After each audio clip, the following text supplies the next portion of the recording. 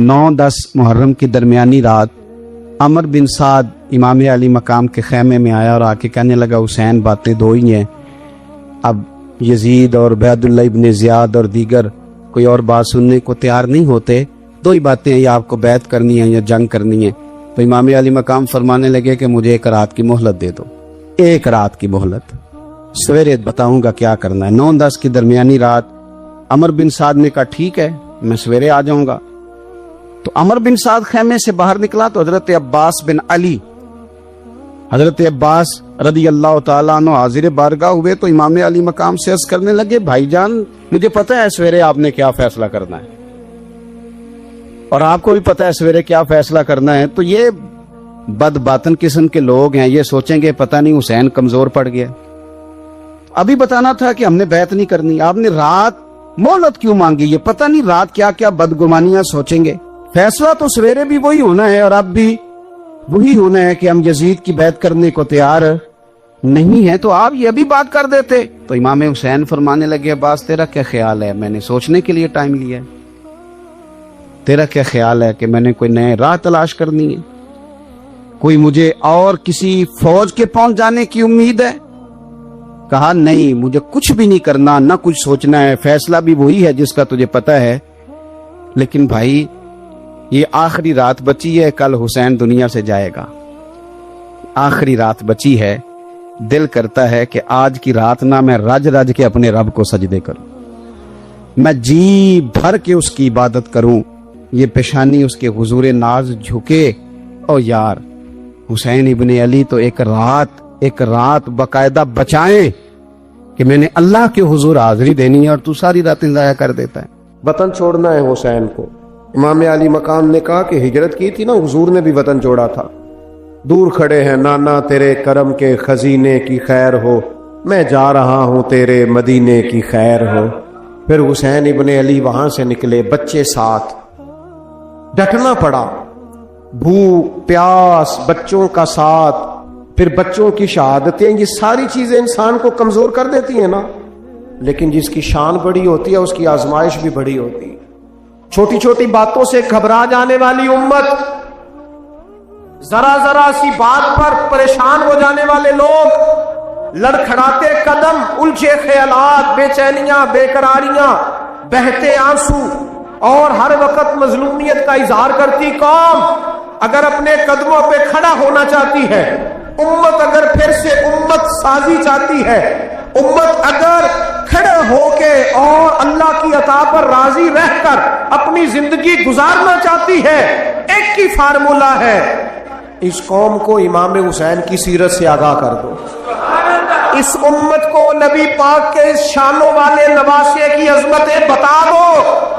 ये जो लोग सहमे सहमे, डरे डरे से, परेशान से, कमजोर से, गरीबी की बात करते, देहाती होने की बात करते, सहमी सहमी बातें करते, इन्हें कहो डरो ना। वो देखो परदेश में हुसैन इब्ने अली थोड़ी देर पहले हजरत अली अकबर की लाश मुबारक उठा के लाए हैं और ला करके खैमे में रखी है, लेकिन उन्हें पता है कल भी तो जाना है ना, उन्हें पता है ना कितने कुछ साल जीना है, बिल आखिर जाना तो है ना। जिस धज से कोई मक्तल में गया वो शान सलामत रहती है, इस जान की कोई बात नहीं, ये जान तो आनी जानी है, मौत बिस्तर पे भी आ जाया करती है, लेकिन जो मैदानों में डट के रहते हैं उनको तारीख जरा जिंदा रखा करती है। कमजोर जिंदगी ना गुजारो, डरी हुई जिंदगी ना गुजारो, और ये कभी ना कहो हाय हुसैन। हम हाय हुसैन वाले नहीं, हम वाह हुसैन वाले हैं। हमारे बुजुर्गों ने हमें यह सबक दिया है, हमने कहना वाह हुसैन। क्या कमाल कर दी इमाम अली मकाम ने, वाह हुसैन, आपकी अजमत पे कुर्बान। इतने सारे दुखों के बावजूद जब शानों वाले नाना का शानों वाला पोता, अजमतों वाली माँ का अजमतों वाला बेटा, जुर्रतमंद बाप का बेटा मैदान में निकलने लगा है, तो डरा डरा सहमा सहमा रो के दिलासे दे के आंसू पूछ के नहीं, बल्कि इमाम हुसैन ने डट के खड़े होके वो इमामा सर पे बांधा जो मोहम्मद अरबी ने अता फरमाया था, वो जूता पहना जो नाना ने दिया था, वो तलवार पकड़ी जो शेर खुदा मौला अली पकड़ते थे, और हुसैन मैयतों के बावजूद मैदान में आए फरमाया सामने खड़े हो जाओ, तुम्हें खुतबा देना है, इसलिए कि मोहम्मद अरबी का तरीका है, जुमे वाले दिन खुतबा दिया जाता है। पूरे वसूख से इत्माम हुज्जत किया। और हुसैन इब्न अली ऐसे तो नहीं थे कि डरे बड़ा थे तो उनसे तलवार नहीं चली, उन्होंने तलवार चलाई। जो एक एक दो दो करके आते रहे वो कटते रहे, वो कटते रहे। फिर आवाज एक गूंजी पीछे से, वो अकेले अकेले क्यों जाते हो? तुम्हें पता है अली का बेटा है। अली का घर तो वो घर है कि जिस घर का हर एक बच्चा जिसे देखो वही शेरे खुदा मालूम होता है। अकेले अकेले जाओगे तो तुम चेहरे की रोशनी नहीं देख रहे, आंखों की सुर्खी नहीं देख रहे, मिजाज का बलबला नहीं देख रहे, तबीयत का बागपन नहीं देख रहे, और जवानी में शहादत की लज्जत से आशना मोहम्मद का नवासा नहीं देख रहे। जरा मिल के जाओ। हाँ हाँ, हुसैन इब्न अली शहीद हुए हैं पर शानो शौकत के साथ। हाँ हाँ, हुसैन इब्न अली दुनिया से तशरीफ ले गए हैं पर इज्जत वकार और अजमत के साथ। हाँ, हुसैन इब्न अली का सर कटा है। मुखालिफ ने तो अपनी तरफ से नेज़े की नोक पे चढ़ाया था, पर हुसैन का सर बोल बोल के कह रहा था, देख लो मैं कट भी गया हूं फिर भी सबसे ऊंचा हूं। वो देखो मैं सबसे ऊंचा हूं, सबसे ऊंचा हूं मैं। ऐ हुसैन इब्न अली, नाज़िशे आले नबी तुम पर सलाम। ऐ हुसैन इब्न अली तुम पर सलाम, नाज़िशे आले नबी तुम पर सलाम। किसी ने एक बात की थी, उसने हद कर दी। उसने कहा, मौर्रिख तू कितना को लिखेगा, खतीब तू कितना को वाज करेगा, ओ मुसन्निफ तू हुसैन इब्न अली की शान में कहां तक बात करेगा। तू मेरे इमाम का बाकपन, उनकी जुर्रत, उनकी ताकत, उनकी हिम्मत, उनका कमाल, उनका सबर, उनकी इस्तकामत, उनका हौसला, उनकी जवामर्दी, उनकी हिम्मत कितनी को बयान करेगा, तू रहने दे। उसने कहा फिर क्यों रहने दूं? कहने लगे, हुसैन इब्न अली की शान रिफअत कोई क्या जाने, ये हसन जाने। हुसैन इब्न अली की शान रिफत कोई क्या जाने, ये हसन जाने, ये अली जाने, ये नबी जाने या खुदा जाने। हमारी ताकत नहीं है कि हम इमाम अली मकाम की अजमत को बयान कर, बस चुप कर मेरे अली, इथे जा नहीं हो। इमाम का तज़किरा बंदे को जवान करता है, बाहिम्मत करता है, जीने का हौसला देता है, मैदानों में खड़ा करता है। वही है तेरे जमाने का इमाम बरहक, जो तुझे हाजिर व मौजूद से बेजार करे और मौत की शक्ल में दिखला के तुझे जलवा यार जिंदगी तेरे लिए और भी दुश्वार करे। जिंद और पलटना, झपटना, झपट कर पलटना, ये लहू गर्म रखने का है एक बहाना। लिहाजा ताकतवर बनो, बाहिम्मत बनो, करबला के वाक़े से ताकत हासिल करो। फिर कहता हूं, हम हाय हुसैन वाले नहीं, हम तो वाह हुसैन वाले हैं।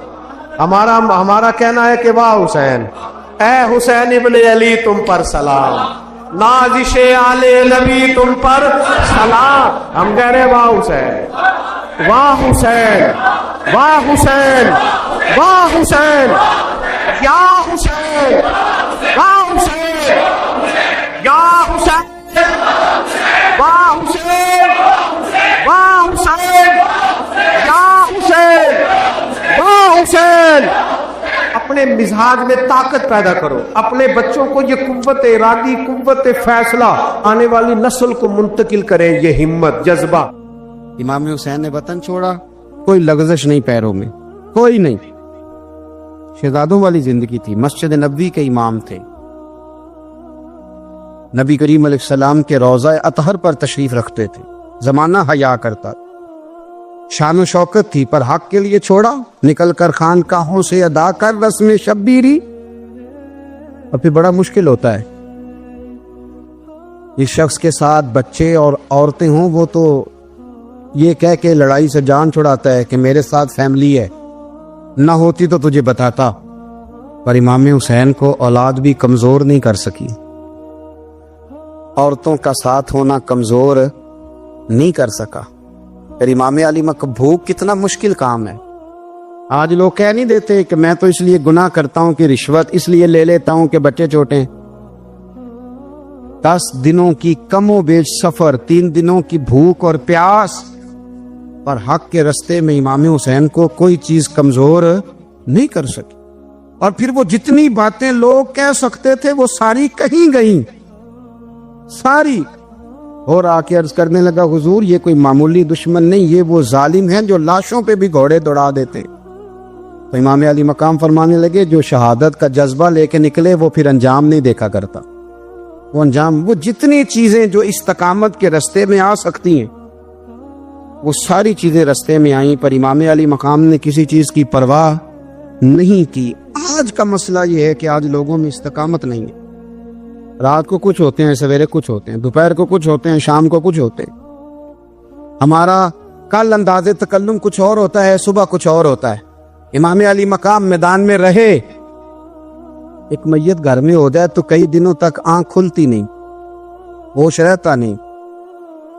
سب سے زیادہ مصائب امام حسین نے دیکھے، سب سے زیادہ، اور گھوڑے پر بیٹھنے سے پہلے ساری تکلیفیں آپ دیکھ چکے تھے۔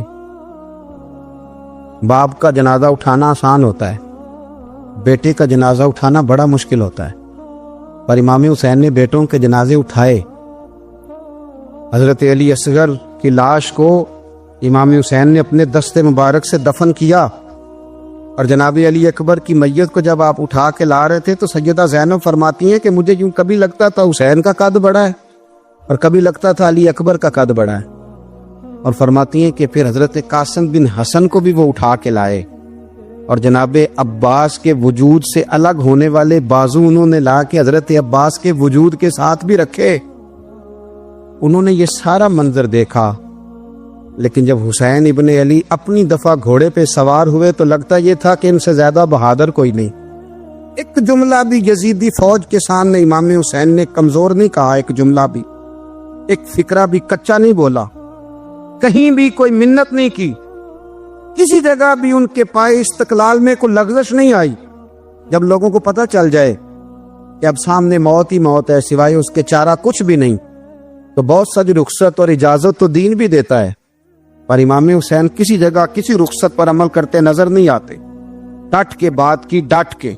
اور پھر جب میدان میں نکلے، اللہ اکبر، تو ابن سعد کہنے لگا کہ اگر 2 کر کے ایک کر کے جاؤ گے تو یہ 45,000 کا لشکر سارا حسین کاٹ ڈالے گا، یک بارگی حملہ کرو گے تو بات۔ اتنی استقامت، اتنا۔ آج تو لوگ ڈپریشن کے مریض ہیں، آج تو لوگ ٹینشن کے مریض ہیں، ہر دوسری بات میں لوگ کہتے ہیں وہ بڑا، پر کس بات سے؟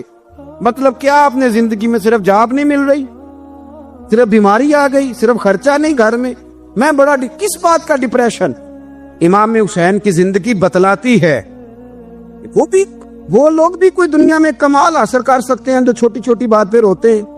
مال بھی ہے، جوانی بھی ہے، گھر بھی ہے، مکان بھی ہے، بچے بھی ہیں، عزت بھی ہے، صرف پیسے نہیں۔ اور انسان ہے کہ آنکھیں نہیں کھل رہی، وہ سمجھتا ہے میں کسی کام کا ہی، فقط پیسے نہیں بس۔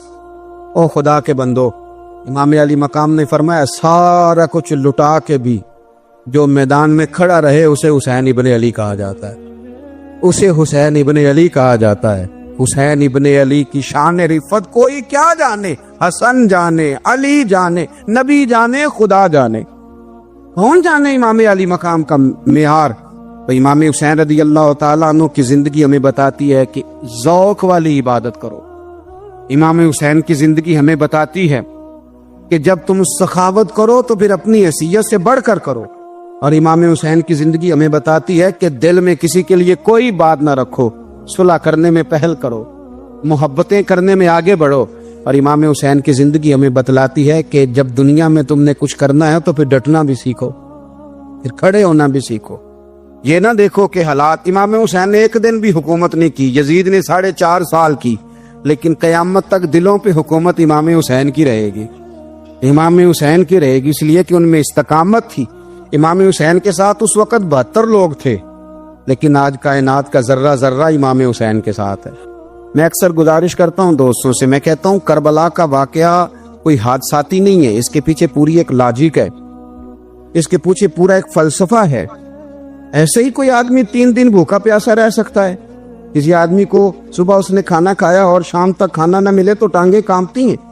رمضان المبارک میں عبادت کی نیت سے روزہ رکھنے والے بھی شام کو بڑے پریشان ہو جاتے، اور مسلسل 3 دن کھانا نہ کھایا جائے اور پانی نہ پیا جائے، اور حال یہ ہے کہ وہی آدمی تلوار لے کے میدان میں نکلے اور اس کی حالت یہ ہو کہ لوگ اس کے آگے دوڑنا شروع کر دیں۔ ہزاروں کی فوجیں تاب نہ لا سکے۔ علی کا گھر بھی وہ گھر ہے کہ جس گھر کا ہر ایک بچہ جسے دیکھو وہی شیر خدا معلوم ہوتا ہے۔ یہ کوئی آسان ہے؟ اس کے پیچھے پوری اس کے پیچھے فلسفہ ہے۔ امام راضی کی تفسیر کبیر دیکھیے گا۔ امام راضی کہتے ہیں کہ سیدہ فاطمہ الزہرا رضی اللہ تعالی عنہ کے دونوں شہزادے حسنین کریمین بیمار ہو گئے تو سیدہ نے منت مانگی کہ بچوں کو شفا ہوگی تو 3 روزے رکھوں گی۔ شفا ہو گئی، روزے بھی رکھ لیے۔ اور جب مولا علی شیر خدا روزہ رکھنے کے لیے بیدار ہوئے، سیدہ فاطمہ الزہرا بیدار ہوئی تو امام حسن اور حسین بھی اٹھ گئے۔ 7-8 سال کی عمر، اماں جی ہم نے بھی رکھنا ہے۔ صبح کھجور اور دودھ سے روزہ رکھ لیا گیا۔ این افطاری کے وقت مولا علی کہتے ہیں فاقے چل رہے تھے، کہیں سے میں جون لایا تھوڑے سے۔ سیدہ فاطمہ الزہرا نے پیس کر روٹیاں پکائیں۔ وہ وقت جو بڑا مشکل ہوتا ہے افطار کا، کہتے ہیں اس وقت جب کھانے کے لیے بالکل ہاتھ آگے بڑھنے لگے اور امید تھی کہ ابھی سیدنا بلال اللہ اکبر کہیں گے تو روزہ کھلے گا، لیکن ابھی چند ہی منٹ رہتے تھے کہ دروازے پر ایک فقیر نے صدا دی۔ کہنے لگا سارے مدینے کے دروازے کھٹکھٹا آیا ہوں، قحط ہے، فاقہ ہے، اے رسول اللہ کے خاندان والو، میں یتیم ہوں، کسی نے بتایا ہے کہ اور کوئی دروازہ کھلے نہ کھلے سیدہ کا دروازہ تیرے لیے ضرور کھلے گا، کیا یتیم کو روٹی ملے گی؟ تو حضرت مولا علی نے بچوں کی طرف دیکھا ہی تھا کہ امام حسن ساری روٹیاں جا کے دروازے پہ دے آئے۔ کھجور اور پانی سے افطار ہو گیا۔ صبح پھر کھجور اور دودھ سے روزہ رکھا۔ امام راضی کہتے ہیں این وہ وقت جب افطار کا ٹائم آیا تو پھر دروازے پہ کسی نے صدا دی، کہا رسول اللہ کے خاندان والوں میں مسکین ہوں، رات سے روٹی کھائی ہے، نہ صبح کھا سکا نہ دوپہر، کسی نے بتایا ہے کہ اس دروازے سے خالی کوئی نہیں جاتا۔ امام حسن نے پھر سارا لنگر اٹھایا اور پھر جا کے دے دیا۔ تیسرا دن پھر ہوا۔ مجھے لگتا ہے کہ جب افطار کا ٹائم آیا ہوگا نا تو یہ خود ہی سارے دروازے پہ دیکھتے ہوں گے، یہ کوئی آیا نہیں لینے والا ابھی تک۔ لگتا ہے کہ نظریں دروازے پہ تھیں۔ این افطار کے وقت 3 روٹیاں جب جاؤں کی پک کے آئی، ایک بھکاری نے صدا دی، کہنے لگا میں قیدی ہوں، آج ہی قید سے رہائی ملی ہے، پہلے دن کسی کے دروازے پہ صدا دی ہے روٹی ملے گی۔ امام حسن وہ کھانا دے کے واپس لوٹے، کھجور اور پانی سے افطار ہوا، اور جیسے ہی مسجد نبوی میں تینوں باپ بیٹا نماز پڑھنے گئے تو مولا علی کہتے مجھے بتانا نہیں پڑا، رسول کریم نے میری طرف دیکھ کے فرمایا علی تیرا، فاطمہ کا، حسن اور حسین کا 3 دن والا عمل خدا کو بھی بڑا پسند آیا ہے اور محمد مصطفیٰ کو بھی بڑا پسند آیا، بڑا پسندیدہ عمل۔ میں کہتا ہوں کہ حضرت فاطمہ نے نا ان کی تربیت پہلے ہی کر دی تھی، 3 دن بغیر افطار کے روزہ رکھنے کی، وہ ٹریننگ گھر سے ہو چکی تھی۔ اب میدان کربلا میں 3 دن بھوکا پیاسا رہنا ان کے لیے مشکل نہیں تھا، وہ تو ان بچوں کے لیے مشکل ہوتا ہے جو کھانا دیر سے پکنے سے برتن توڑنے شروع کر دیتے۔ وہ بچے بلیک میل ہوتے ہیں جن کو ایک وقت ان کے پسند کا کھانا نہ ملے تو وہ گھر میں جو ہے وہ ادھم شروع کر دیتے ہیں، جن کی ماں نے عادت ڈالی ہو کہ بیٹا 3 دن بھوکے پیاسے رہنا ہوا تو رہ لینا، لیکن کسی بھی باطل کے ساتھ کمپرومائز نہ کرنا، ان کے لیے اتنا مشکل نہیں تھا۔ ان کی تربیت ہوئی، ان کی ٹریننگ ہوئی، پھر اللہ نے ان کی سیرت میں رنگ بھرے، ان کے کردار میں حسن آیا، وقار آیا۔ حضرت امیر معاویہ رضی اللہ تعالی عنہ نے ایک شخص کو بھیجا مدینہ منورہ شام سے، تو اس نے کہا میں نے امام حسین سے ملنا ہے، تعارف کیا ہے؟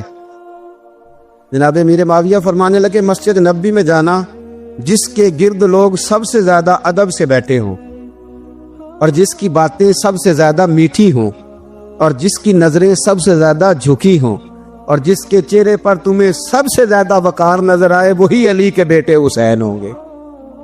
جو سب سے زیادہ تمہیں وہاں ماحول کے اندر جو شخص نظر آئے، پوچھنے کی ضرورت نہیں پڑے گی، وہ شخص کہتا میں مدینے آیا تو میں نے واقعی ایک شخص کو دیکھا، شہد کے گرد مکھیوں کا اتنا ہجوم نہیں ہوتا جتنا امام حسین کے گرد رسول اللہ کے غلاموں کا ہجوم تھا، لیکن نظریں جھکی ہوئی، باتیں میٹھی، لہجہ گداز گداز، لفظوں میں رانائی، اور لوگ کئی باتیں پوچھتے تو علی کے صاحبزادے ایک کا جملہ بولتے تو لگتا یہ کہ وہ جملہ سیدھا دل میں اترتا چلا جاتا ہے۔ امام علی مقام کے کردار میں کچھ باتیں بڑی زیادہ تھیں، بہت زیادہ تھیں، بڑا حسن تھا۔ ایک بات تو یہ تھی، امام حسین رضی اللہ تعالیٰ عنہ کا علم و فضل بڑا کمال کا تھا۔ امام حسین کے علم سے، فضل سے لوگ فیض اٹھاتے تھے۔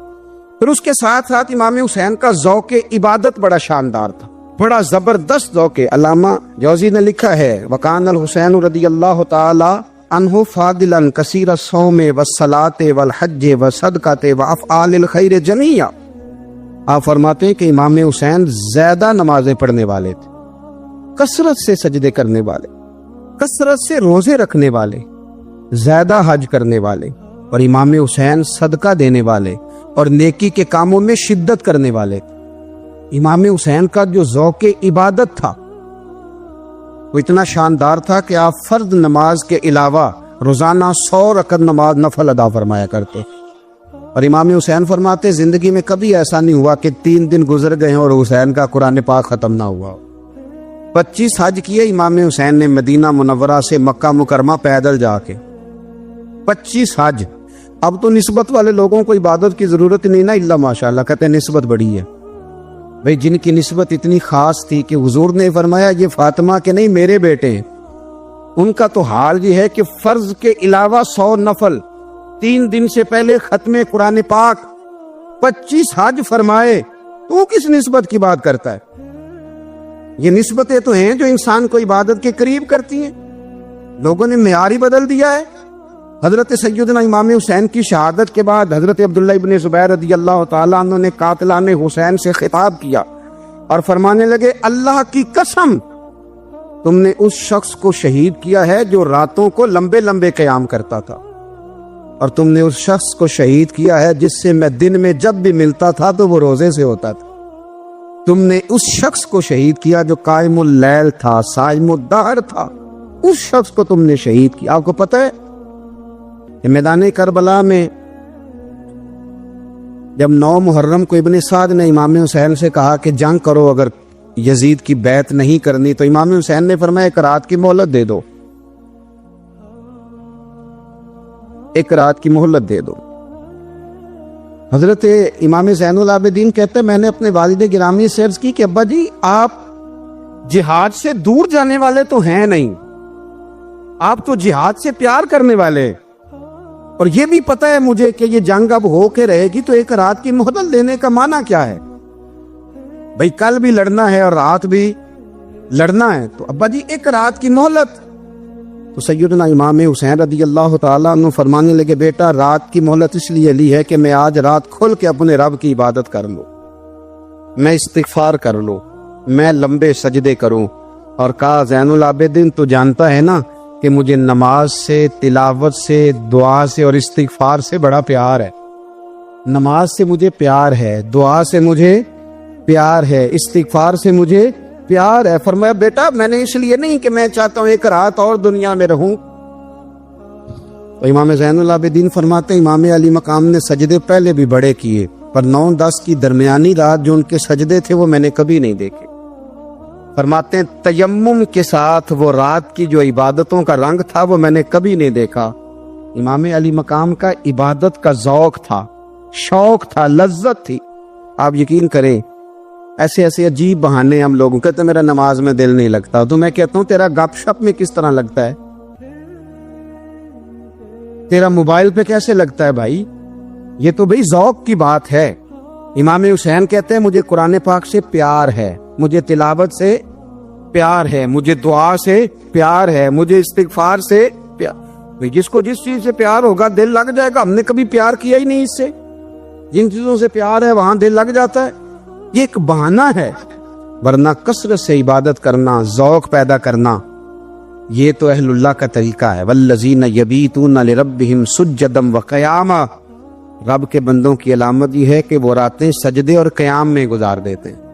تو امام حسین کی سیرت کا کمال ہے کہ ذوق عبادت رکھتے تھے. دوسری بات جو امام علی مقام کی سیرت میں بڑی شاندار ہے وہ یہ ہے کہ سخی بڑے تھے.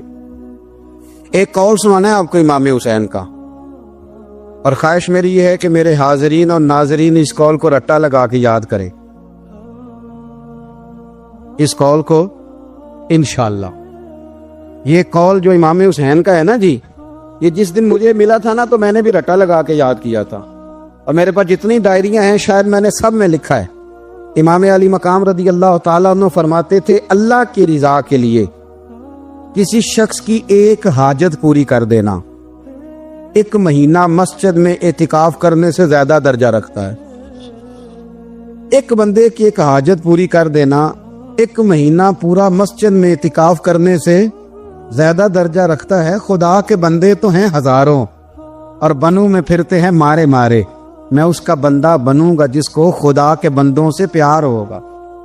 کسی بندے کی ایک حاجت پوری کرنا 1 مہینہ اعتکاف میں بیٹھنے سے زیادہ افضل ہے. اسی لیے تو میرے حبیب کریم علیہ السلام نے فرمایا تو رب کے بندوں کی حاجتیں پوری کرنے میں لگ جا، رب تیری حاجتیں پوری فرما دے گا.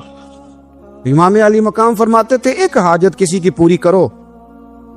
حضرت جناب سیدہ زینب بنت ابی رافع کہتی ہیں کہ سیدہ فاطمہ الزہرا ایک دن اپنے دونوں شہزادوں کو لے کے، جب حضور کی طبیعت مبارک بظاہر علیل تھی جس میں حضور کا وصال ہوا، دونوں شہزادے لے کے سیدہ فاطمہ نبی کریم کی بارگاہ میں گئی.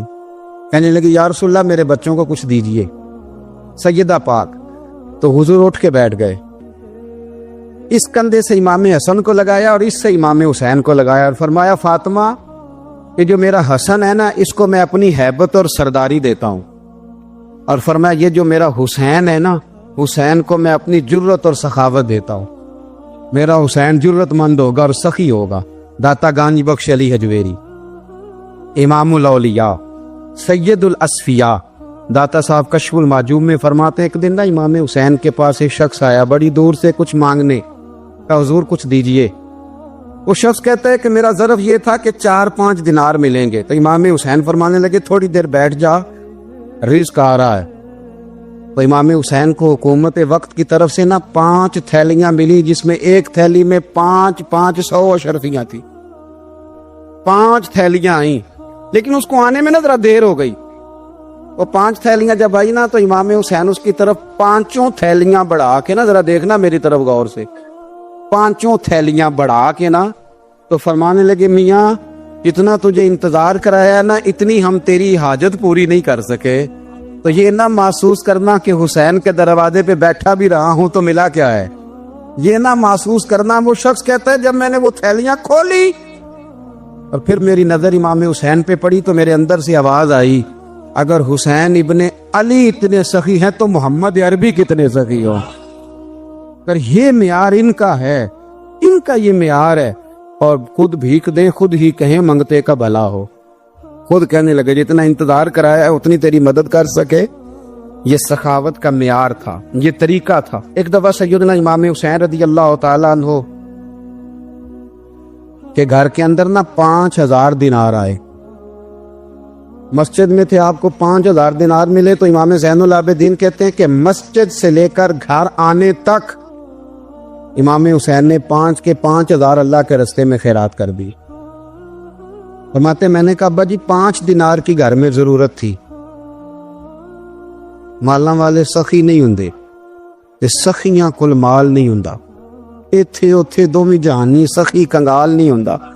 کہا ابا جی 5 دینار کی گھر میں ضرورت تھی. تو کہتے ہیں مجھے فرمانے لگے بیٹا یہ جن کو میں نے دیا ہے نا یہ گھر کے لیے ہی دیا ہے، یہ گھر کے لیے ہی دیا ہے. جن کو دیا ہے تمہارا کیا خیال ہے یہ باہر خرچ ہوا ہے؟ یہ گھر کے لیے ہی ہے. اس لیے کہ جب انسان دوسروں پر شفقت کرتا ہے تو اللہ اس کے گھر پہ رحمت فرماتا ہے. امام حسین کی مزاج میں پہلی بات میں نے ذوق عبادت کی عرض کی. دوسری بات عرض کر رہا ہوں کہ صحابہ حضرت اسامہ بن زید بڑے پیارے ہیں میرے نبی کریم کے، بڑے پیارے. حضرت اسامہ بن زید کے بارے میں سیدہ عائشہ صدیقہ فرماتی ہیں ان کے ناک سے اگر ریٹھ نکلتی تھی تو اللہ کے رسول اپنے دستے مبارک سے صاف کر دیتے تھے. اور سرکار فرماتے تھے کہ اگر اسامہ لڑکی ہوتا نا، ان کے غلام کے بیٹے تھے حضرت زید بن عامر، اگر یہ لڑکی ہوتا میں اسے زیور پہناتا. بڑے پیارے تھے. لیکن جب ان کا آخری وقت آیا نا تو 60,000 دینار کا قرضہ تھا. رشتہ داروں سے کہا، دوستوں سے کہا، یاروں سے کہا، پڑھیے لا الہ الا اللہ ہو، لا الہ الا اللہ. کسی نے پوچھا